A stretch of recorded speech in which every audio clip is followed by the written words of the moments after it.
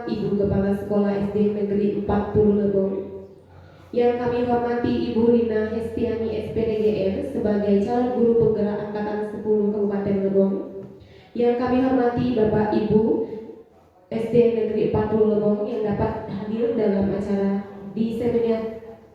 diseminasi modul 1,4 budaya positif di SD Negeri 40 Lebong oleh Ibu Rina Hestiani SPDGR, calon guru penggerak angkatan 10 Kabupaten Lebong. Puji syukur, alhamdulillah, puji syukur kita aturkan kepada Allah Subhanahu wa taala yang telah memberikan kita kesempatan untuk sama-sama melaksanakan kegiatan diseminasi ini. Semoga acara ini berjalan dengan lancar. Baiklah Bapak Ibu, langsung saja kita masuk ke acara inti. Ada pemaparan dari Ibu Rina Hestiani SPDGR yang akan memaparkan diseminasi modul 1.4 budaya positif sebagai salah satu calon guru penggerak angkatan 10 Kabupaten Lebong. Kepada Ibu Rina Hestiani SPDGR kami persilakan. Bismillahirrahmanirrahim. Assalamualaikum warahmatullahi wabarakatuh. Yang terhormat Ibu Kepala Sekolah SD 40 Lebong, Ibu Rita Octavia. Yang saya hormati dan saya banggakan rekan-rekan semua yang sempat hadir pada pagi ini di acara pemaparan diseminasi budaya positif oleh saya, calon guru penggerak angkatan 10. Mungkin Bapak Ibu guru bertanya-tanya, apa sih budaya positif dan apa sih maksud dari kegiatan ini? Sebelumnya saya akan menyampaikan tujuan dari kegiatan kita pada pagi hari ini. Yang pertama, kegiatan ini bertujuan untuk meningkatkan kesadaran individu dan kelompok tentang pentingnya budaya positif dalam kehidupan sehari-hari di lingkungan sekolah. Kemudian yang kedua, menanamkan nilai-nilai positif seperti integritas, empati, kerjasama, dan tanggung jawab dalam setiap aspek kehidupan masyarakat. Yang ketiga, untuk memperkuat identitas budaya dan kebanggaan terhadap budaya lokal, nasional, dan organisasi yang dapat menjadi fondasi kuat dalam menghadapi tantangan globalisasi. Kemudian yang keempat, untuk mencegah dan mengurangi konflik antar individu ataupun kelompok dengan menanamkan budaya dialog, toleransi, dan saling menghargai di lingkungan sekolah. Dan yang terakhir adalah untuk meningkatkan kinerja organisasi melalui penerapan budaya kerja yang positif seperti kerja tim, inovasi, dan komitmen terhadap kualitas. Selanjutnya, untuk konsep-konsep inti dari budaya positif sendiri, yang pertama adalah perubahan paradigma belajar. Kemudian, kebutuhan dasar manusia, keyakinan kelas, disiplin positif, motivasi perilaku manusia, nilai-nilai kebijakan, kemudian posisi kontrol guru, dan yang terakhir adalah segitiga restitusi. Pembahasan pertama adalah untuk pembelajaran dengan paradigma baru. Pembelajaran dengan paradigma baru merupakan pembelajaran yang dirancang berdasarkan prinsip pembelajaran berdiferensiasi, sehingga para peserta didik sesuai kebutuhannya belajar tentang tahap-tahap berdasarkan teori psikologi modern untuk mewujudkan profil belajar Pancasila.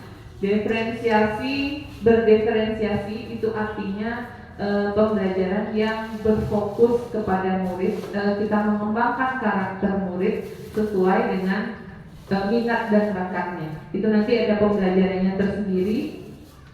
Kita lanjutkan untuk disiplin positif. Disiplin positif sendiri merupakan salah satu cara penerapan disiplin yang bertujuan untuk menumbuhkan kesadaran serta memberdayakan peserta didik tanpa imbalan ataupun penghargaan atau yang sering kita sebut dengan reward, kemudian tanpa ancaman atau hukuman yang kita sebut punishment. Kemudian motivasi perilaku manusia itu terbagi menjadi dua, yaitu motivasi ekstrinsik. Motivasi ekstrinsik itu berasal dari luar kendali diri manusia tersebut, yang seperti menghadapi untuk menghindari hukuman, kemudian untuk mendapatkan imbalan, itu adalah motivasi ekstrinsik dari luar. Jadi anak didik kita biasanya kalau eh, tidak melakukan kesalahan, kita biasanya akan berikan imbalan. Atau mungkin mereka takut melakukan kesalahan. Kenapa? Karena takut mendapatkan hukuman. Kemudian ada juga motivasi intrinsik, itu motivasi dari dalam diri mereka. Jadi biasanya anak didik itu memiliki motivasi, oh nanti saya kalau tidak melakukan kesalahan atau saya mendapatkan nilai yang baik, nanti saya akan dipuji, saya akan tahu, saya akan mendapatkan penghargaan berupa pujian atau mungkin nilai-nilai apa yang mereka yakini tersebut.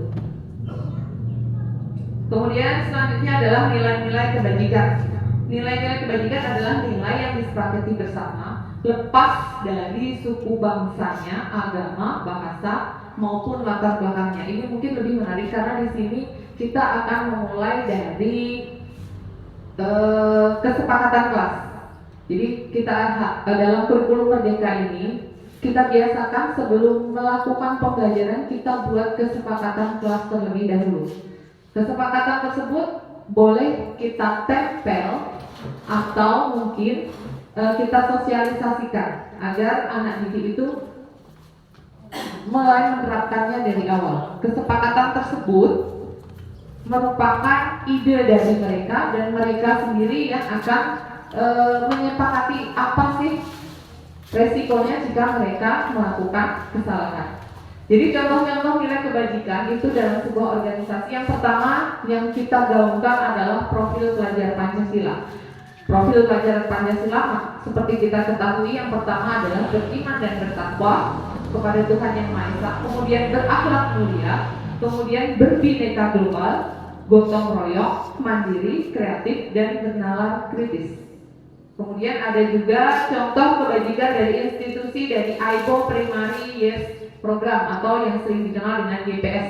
Dari YPS ini mereka memulai nilai-nilai kebajikan dari seperti toleransi, rasa hormat, integritas, mandiri, menghargai, antusias, empati, keingintahuan, kreativitas, kerjasama, percaya diri, dan komitmen. Dan yang terakhir contohnya seperti keterampilan hidup atau life skill. Mereka memiliki nilai kebajikan seperti dapat dipercaya, lurus hati, pendengar aktif, tidak merendahkan orang lain, dan memberikan yang terbaik dari diri.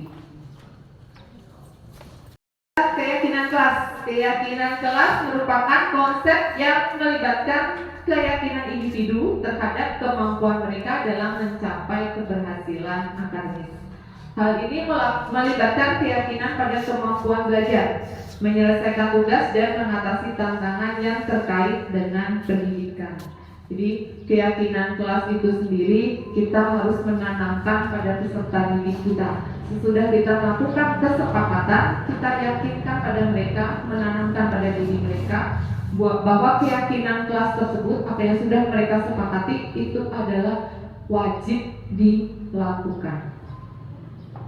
Kemudian sebelum kita memasuki untuk pembelajaran kasus, kita akan mempelajari tentang kebutuhan dasar manusia.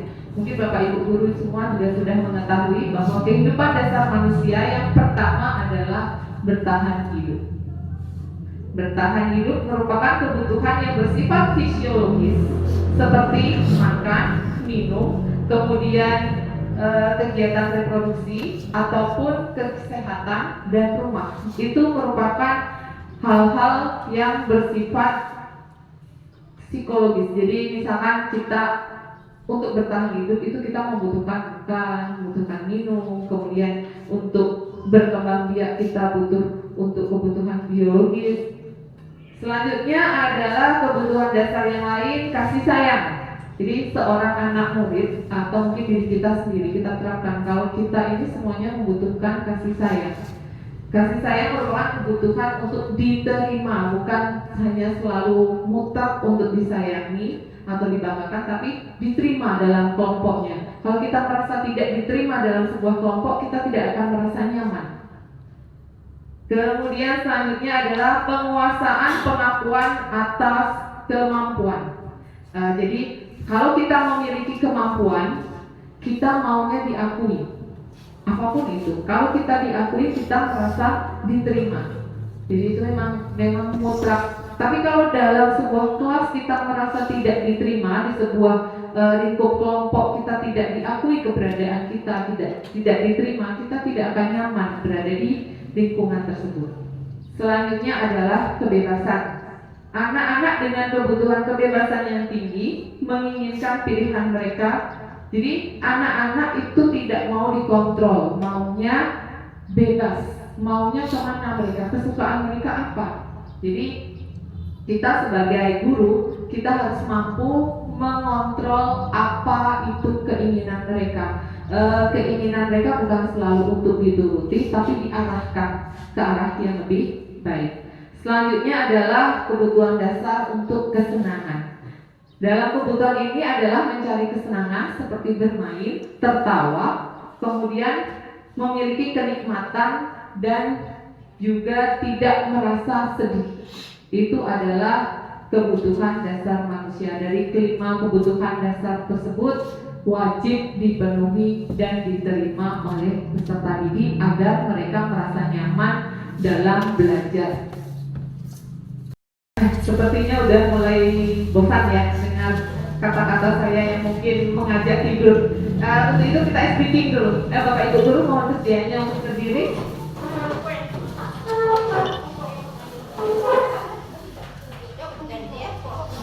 Kita gerakkan badan kita agar tidak terasa mengantuk.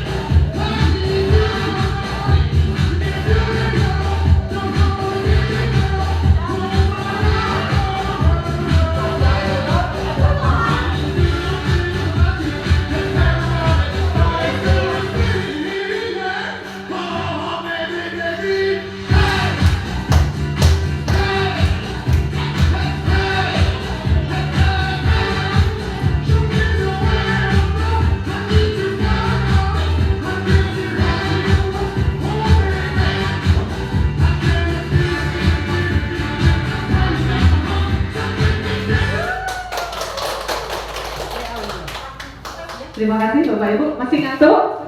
Tidak. Alhamdulillah. Kalau tidak mengantuk lagi, kita lanjutkan lagi pembelajaran kita. Oke. Oke, Bu. Sesudah speaking tadi, sepertinya udah mulai melek lagi matanya. Kita lanjutkan ke 5 posisi kontrol. Jadi kita semua ini sebagai guru memiliki, pada dasarnya ada 5 posisi kontrol yang kita miliki. Yang pertama, posisi guru adalah sebagai seorang penghukum. Ini mungkin sering kita lakukan tanpa kita sadari. Kita melakukan posisi kontrol sebagai penghukum. Seorang penghukum itu biasanya menggunakan hukuman fisik ataupun verbal. Mungkin kita tidak menghukum secara fisik karena kita memiliki undang-undang perlindungan anak. Jadi tanpa kita sadari kita menghukum secara verbal. Verbal itu dengan ucapan, bodoh kamu. Itu contoh untuk ucapan-ucapan verbal. Kemudian yang kedua, guru sebagai pembuat rasa bersalah. Ini juga sering kita lakukan. Kita mengiba pada murid agar murid itu merasa bersalah. Kita menggunakan kata-kata seperti ini. Kamu tidak kasihan sama ibu, nak? Ibu lah dari pagi tadi ngajar kamu. Kamu main dengan enaknya di dalam kelas. Itu adalah salah satu posisi kontrol yang sering kita lakukan. Atau mungkin kita memberikan contoh kepada anak murid. Nak, ibu sudah memberikan contoh dari tadi, kamu sibuk ngobrol di belakang. Masa kamu nggak kasihan nengok ibu capek-capek menjelaskan, ibu ini belum makan dari pagi. Kadang kita tanpa sadar berbicara seperti itu. Itu merupakan salah satu posisi kontrol yang sering kita lakukan. Kemudian posisi kontrol yang ketiga adalah guru sebagai teman. Nah, guru sebagai teman ini memiliki posisi yang tidak menyakiti murid, namun tetap berupaya mengontrol murid melalui persuasi. Posisi teman pada guru bisa negatif ataupun positif. Jadi kalau kita menganggap murid kita sebagai teman, ada dua kemungkinan. Satu positif, satu negatif untuk impactnya kepada murid. Jadi posisi positifnya, kita dan anak murid kepada kita merasa nyaman. Oh, enak ibu ini bisa diajak ngobrol, dia suka curhat dengan kita, dia tidak ada merasa was-was gurunya akan marah. Itu adalah posisi teman. Namun posisi negatifnya, murid tidak menghargai kita. Jadi mereka menyepelekan, tidak kan ibu marah, santai aja, dia kan teman. Itu adalah posisi kontrol sebagai teman. Kemudian guru sebagai pemantau. Jadi guru itu hanya memantau dan mengawasi jika pada saat murid mulai tidak sesuai dengan jalurnya, guru itu baru menegurnya dengan memberikan peraturan, memberikan pernyataan tentang peraturan dan konsekuensi jika kamu melanggar. Itu adalah salah satu guru sebagai pemantau. Selanjutnya adalah guru sebagai manajer. Ini sebenarnya posisi paling tepat, guru sebagai manajer. Manajer adalah posisi di mana guru berbuat sesuatu bersama dengan murid, mempersilahkan murid mempertanggungjawabkan perilakunya, kemudian mendukung murid agar dapat menemukan solusi dari permasalahannya sendiri.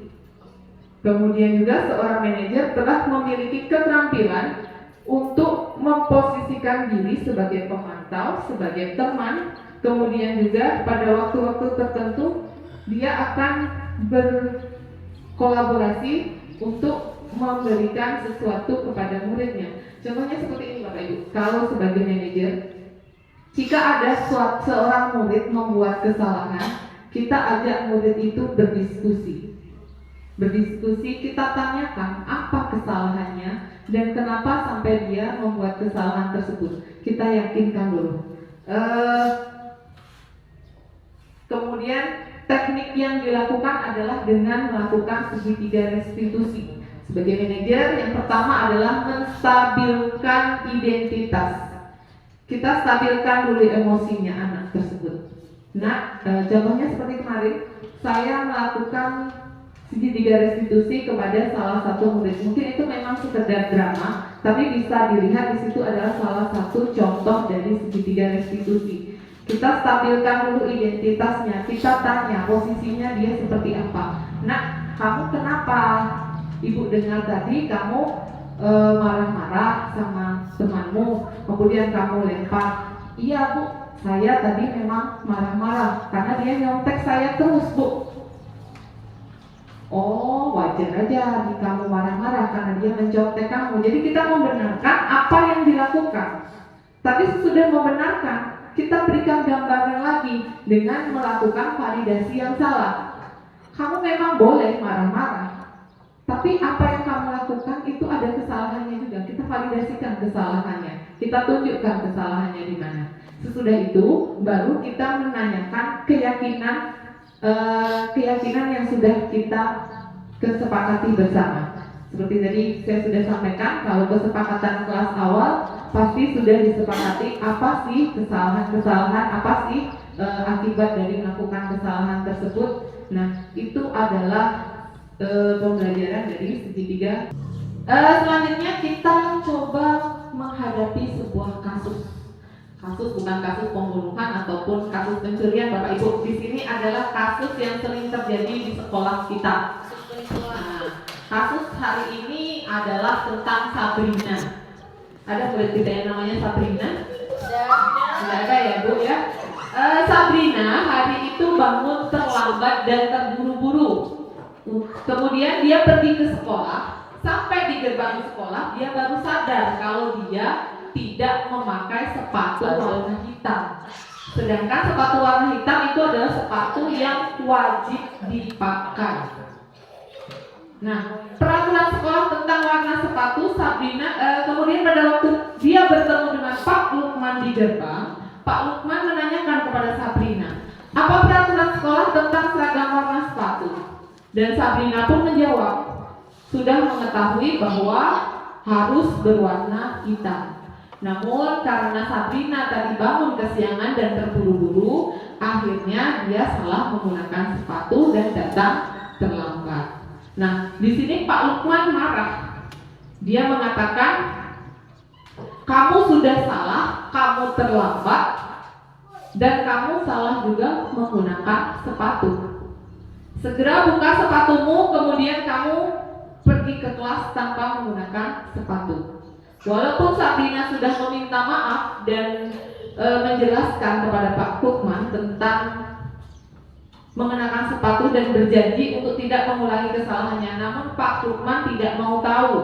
Tidak, kamu telah melanggar kesepakatan, kamu sudah melanggar peraturan sekolah. Jadi kalau tidak sanggup ambil sepatu di rumah, kamu harus ke sekolah tanpa menggunakan sepatu seharian. Sabrina pun dengan berat hati mencopot sepatunya dan memberikan kepada Pak Lukman. Nah, seharian ini Sabrina diam di kelas tanpa berani keluar dari kelas karena merasa malu mungkin, atau mungkin merasa tidak nyaman tidak menggunakan sepatu. Dari kasus di atas, ada yang ingin saya tanyakan. Kira-kira posisi apa sih yang diambil Pak Lukman? Coba jelaskan. Ada yang bisa membantu menjawabnya? Nah, Ibu Dia silahkan. Posisi kontrol Pak Lukman itu adalah sebagai penghukum. Kemudian karena di posisi ini penghukum biasanya memberikan hukuman yang berupa fisik dan verbal. Nah, Pak Lukman tetap bersikeras pada peraturan yang berlaku dan mengatakan, ya sudah, kamu sudah melanggar peraturan sekolah, kamu salah, sudah terlambat. Salah pula warna sepatunya. Nah, segera buka sepatumu kalau tidak bisa mengenakan warna sesuai peraturan. Terima kasih Ibu Dias. Bagaimana, ada yang ingin menanggapi Bapak Ibu kira-kira? Ibu Jenny?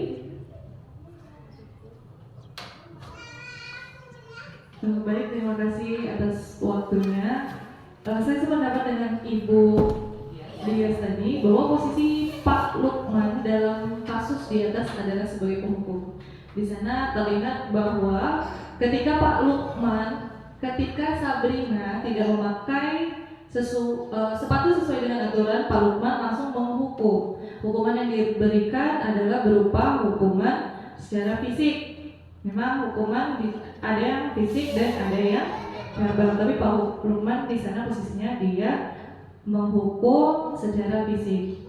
Seperti itu mungkin, Bu Rina. Terima kasih. Terima kasih Bu Jenny. Ya, benar sekali ya Bapak Ibu. Kita sudah sepakati kalau tadi Pak Lukman menghukum Sabrina itu sebagai posisi kontrol, sebagai seorang penghukum. Dia menghukum secara fisik. Selain sebenarnya ada juga ucapan verbalnya. Dia menggunakan kata-kata yang kasar. Kamu tidak pakai, ya sudah, kamu salah. Kamu salah. Itu merupakan kata-kata yang tidak boleh diucapkan oleh seorang guru. Kita tidak boleh menyalahkan seorang murid walaupun dia posisinya salah. Tapi kita harus meyakinkan dulu murid itu kesalahannya di mana. Nah, selanjutnya pertanyaan pemantik kedua. Jika Pak Lukman mengambil posisi seorang manajer, apa yang akan dikatakan? Ada yang bisa memberikan jawaban? Satu kalimat atau dua kalimat? Silakan Bu Titi. Terima kasih. Baiklah, saya akan menjawab pertanyaan yang kedua mengenai apabila Pak Lukman mengambil posisi seorang manajer, apa yang akan dikatakannya? Seperti yang kita tahu, manajer adalah orang yang memiliki pengalaman, pengetahuan, serta keterampilan untuk mengelola dan mengembangkan organisasi demi mencapai tujuannya. Kemudian, apa yang seharusnya dikatakan oleh Pak Lukman? Pertanyaan-pertanyaan seperti apakah yang harus diajukan ke Sabrina? Pertama, itu akan menstabilkan identitasnya. Menstabilkan identitas bagaimana maksudnya, yaitu pernyataan. Terima kasih, mungkin itulah yang dapat saya sampaikan, lebih dan kurang saya mohon maaf. Luar biasa sekali, terima kasih Bu Titi. Jawabannya sudah menggambarkan dari pembelajaran kita yang pertama tadi, yaitu tentang segitiga restitusi. Ya, mungkin benar, kita pertama adalah memvalidasi terlebih dahulu tindakan Sabrina dengan menanyakan apa sih, kenapa sih pakai sepatu warna, stabilkan terlebih dahulu. Kemudian melanjutkannya lagi dengan melakukan validasi tindakan yang salah. Dan yang terakhir adalah dengan menanyakan keyakinan yang sudah disepakati. Selanjutnya lagi kita masuk ke kasus kedua, Bapak Ibu. Jadi di kasus kedua ini ada Ibu Dani. Ibu Dani sedang menjelaskan pembelajaran bahasa Inggris di papan tulis. Namun beliau memperhatikan Fajar malah asik tidur-tiduran. Jadi nampak acuh tak acuh terhadap pembelajarannya. Mungkin Ibu Dani bertanya sama Fajar, Fajar, coba jawab pertanyaan nomor 3, maju ke depan dan kerjakan di papan tulis. Fajar pun tampak malas-malasan maju ke depan, dan sesampainya di papan tulis Fajar hanya memainkan spidolnya. Kemudian Ibu Dani mengatakan kembali, ayo Fajar, makanya jangan tidur-tiduran. Lain kali perhatikan, sudah sana duduk kembali. Kira-kira siapa yang bisa? Fajar pun kembali duduk di bangkunya. Hal seperti ini sering terjadi terhadap Fajar, seperti tidak memperhatikan, acuh tak acuh, dan nilai-nilai pun tidak baik untuk pelajaran bahasa Inggris. Kemudian pada saat Ibu Dani dan Fajar hanya menjawab, tidak tahu Bu. Ibu Dani pun menjawab diri, gimana kamu Fajar, kamu tidak asing sama Ibu. Ibu sudah capek-capek mengajarkan kamu, tidak kasihan sama Ibu. Dan Fajar pun diam membisu. Nah, dari kasus tersebut, kira-kira posisi kontrol apa yang diambil Ibu Dani dalam pendekatannya kepada Fajar? Ada yang bisa menjelaskan, Bapak Ibu memberikan pendapatnya? Silakan. Silakan Bu Dani. Silakan. Baik, terima kasih atas waktunya. Saya akan menjawab sedikit masalah kasus Ibu Dani kepada Fajar. Kontrol apa sih yang Ibu Dani ambil ketika ada kasus tadi? Nah, ada dua kontrol yang Ibu Dani ambil dari kasus tersebut. Yang pertama itu posisi memantau. Yang kedua adalah posisi merasa bersalah. Nah, di mana posisi memantau ini artinya seperti ini. Ibu Dani dari tadi memperhatikan si Fajar. Nah, sementara Fajar hanya main-main saja atau tidur-tiduran saja, tidak pernah memperhatikan pembelajaran. Itu posisi kontrol yang pertama, yaitu posisi memantau. Nah, kalau yang kedua yaitu posisi kontrol merasa bersalah. Nah, ketika Ibu Dani mungkin sudah melihat keadaan si Fajar, Ibu Dani akhirnya bersikap, aduh Fajar, gimana kamu ini? Ibu sudah capek mengajarkan kamu, tapi kamu tidak mau belajar dan tidak kasihan dengan ibu. Nah, artinya yang kedua adalah kontrol merasa bersalah. Mungkin itu saja jawaban dari saya. Ibu terima kasih. Jawaban luar biasa dari Ibu Reni, sudah sangat lengkap ya dijelaskan di sini tadi. Memang posisi Ibu Reni di sini ada dua posisi kontrol yang dilakukan. Yang pertama adalah sebagai seorang pemantau, yang kedua adalah posisi sebagai merasa dikasihani. Jadi di sini Ibu Dani menggunakan dua posisi kontrol. Kemudian untuk pertanyaan ketiga, bila mana Ibu Dani mengambil posisi pemantau, apa yang akan dilakukan atau dikatakan olehnya? Pertanyaan apa yang kira-kira diajukan oleh Ibu Dani? Adakah Bapak Ibu yang bisa memberikan jawaban?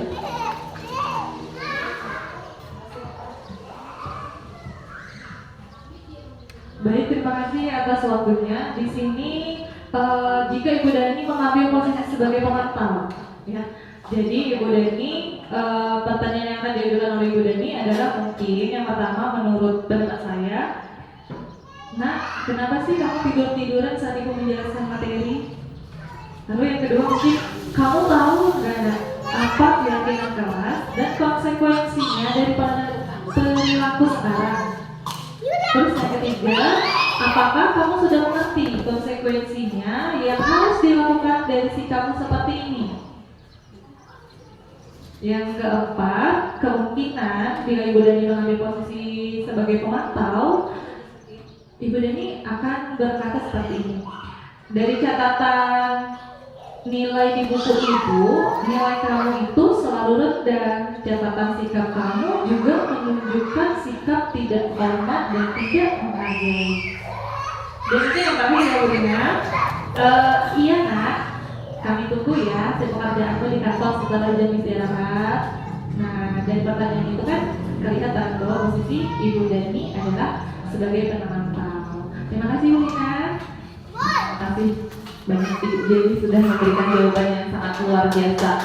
Alhamdulillah dua kasus kita sudah terpecahkan Bapak Ibu semuanya. Kira-kira dari penjelasan saya tadi ada nggak sih pengalaman kasus di kelas yang ingin disampaikan dan coba kita bahas sama-sama di ruangan ini? Bapak Ibu silahkan. Ada yang kira-kira muridnya kenapa? Yuk kita bahas sama-sama di diskusi ini sambil untuk pembelajaran kita. Baik, coba saya Bu ya. Silakan Bu. Pengalaman anak-anak kami di kelas 5, mungkin ada beberapa orang, tidak semua, mungkin 1-2 ya.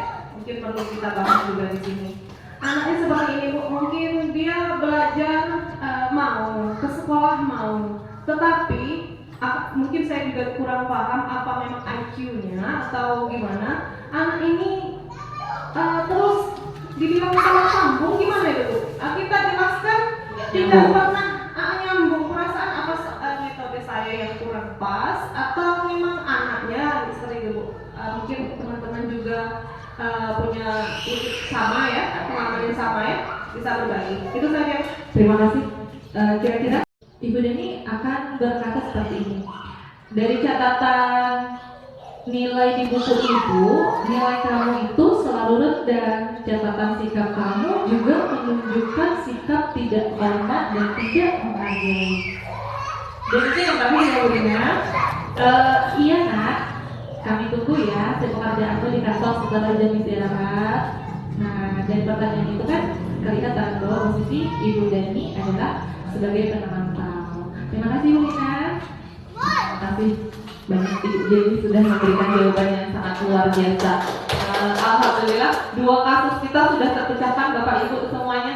Kira-kira dari penjelasan saya tadi ada nggak sih pengalaman kasus di kelas yang ingin disampaikan dan coba kita bahas sama-sama di ruangan ini? Bapak Ibu silahkan. Ada yang kira-kira muridnya kenapa? Yuk kita bahas sama-sama di diskusi ini sambil untuk pembelajaran kita. Baik, coba saya Bu ya. Silakan Bu. Pengalaman anak-anak kami di kelas 5, mungkin ada beberapa orang, tidak semua, mungkin 1-2 ya. Mungkin perlu kita bahas juga di sini. Anaknya seperti ini Bu, mungkin dia belajar mau, ke sekolah mau, tetapi mungkin saya juga kurang paham apa memang IQ-nya atau gimana. Anak ini terus dibilang salah sambung gimana itu Bu? Kita jelaskan tidak pernah nyambung. Perasaan apa metode saya yang kurang pas atau memang anaknya sering Bu? Mungkin teman-teman juga punya sama ya, pengalaman yang sama ya, bisa berbagi. Itu saja. Terima kasih. Kira-kira ada yang ingin memberikan pendapatnya atau masukannya untuk siswa dari Ibu Reni? Kalau dari saya coba jawab ya Ibu Reni. Pertama-tama mungkin yang harus kita ketahui adalah latar belakangnya. Jadi latar belakang itu artinya keadaan dia di dalam rumahnya. Jadi mungkin kita perlu melakukan survei ke rumahnya. Mungkin agak repot sih, tapi untuk mengetahui penyebab seorang anak tersebut kita tidak mampu mengikuti pembelajaran yang kita lakukan, salah satunya adalah mengetahui latar belakangnya. Jadi apakah dia di rumah itu sering kena marah, jadi dia merasa berkecil hati, atau mungkin kalau di rumah dia sering tidurnya larut malam, kebanyakan main game, akhirnya siswa tersebut pada waktu di dalam kelas dia tidak bisa berkonsentrasi, atau mungkin latar belakang lingkungan, karena di dalam ruangan kelas ini saja juga tadi kita sudah mempelajari tentang 5 kebutuhan hidup. Jadi salah satunya adalah untuk diterima di lingkungannya. Kalau dia tidak diterima di lingkungannya, mungkin dia merasa sudahlah, orang juga tidak peduli sama saya. Nah, mungkin dari situ adalah salah satu tahap pertama yang kita lakukan. Kemudian yang kedua, sesudah kita mengetahui latar belakangnya, kita panggil orang tuanya. Kita tanyakan bagaimana sih keadaan selanjutnya untuk menindaklanjuti. Kemudian sudah dilakukan tanya jawab dengan orang tua, mungkin kita bisa membuat kesepakatan. Kira-kira misalkan hal tersebut terjadi lagi, bagaimana sih kesepakatannya, keyakinan yang akan dilakukan. Tapi ya itu tadi kembali kepada siswanya. Nah, mungkin itu dari saya. Kalau ada yang ingin menambahkan silakan. Siti, silakan.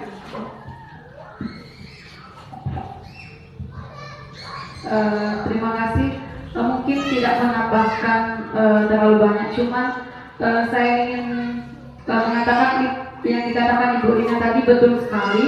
Kita itu harus ada kerjasama antara kita dan orang tuanya siswa.